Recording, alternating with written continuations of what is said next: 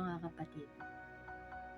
kapatid, sino ang mag-aakala na ang isang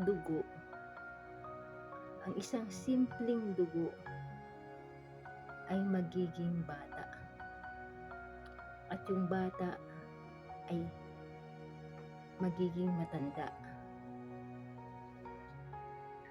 at magiging tao? Sa palagay mo ba, hindi yung ginawa ng Diyos? Kaya nga lahat ng tao, sabi nga ni Jeremiah, before I was born, you know me. You consecrated me in my mother's womb. You formed me. Ibig sabihin mga kapatid,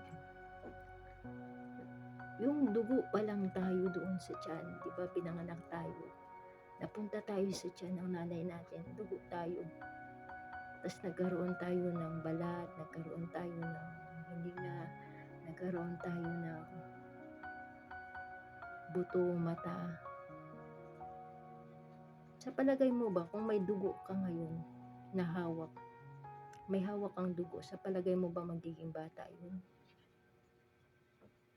Sa palagay mo ba mapubuhay yun kung may dugo ka ngayong hawak? Di ba hindi? Kung hawak mo lang ang dugo, walang mangyayari dyan. Pero sa sinapupunan ng ating magulang, noong dugo pa lang tayo, nag-miracles na si Lord sa atin.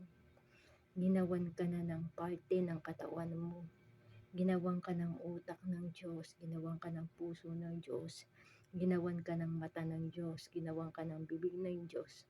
At alam niyo ba, yung dugo na nag-umpisa sa atin, ay ang dugo din na magliligtas sa atin, walang iba, kundi ang dugo ng Panginoong Hesus. Kasi nagsimula tayo sa dugo. Yung dugo natin nga lang, nagkaroon ng kasalanan, na-contaminate ng sin yung dugo natin. Subalit yung banal na dugo ng Panginoong Hesus, if we apply the blood of Jesus Christ, yung dugo natin na inumpisahan natin nung ipinanganak tayo, yun ang dugo na maglilinis din sa atin.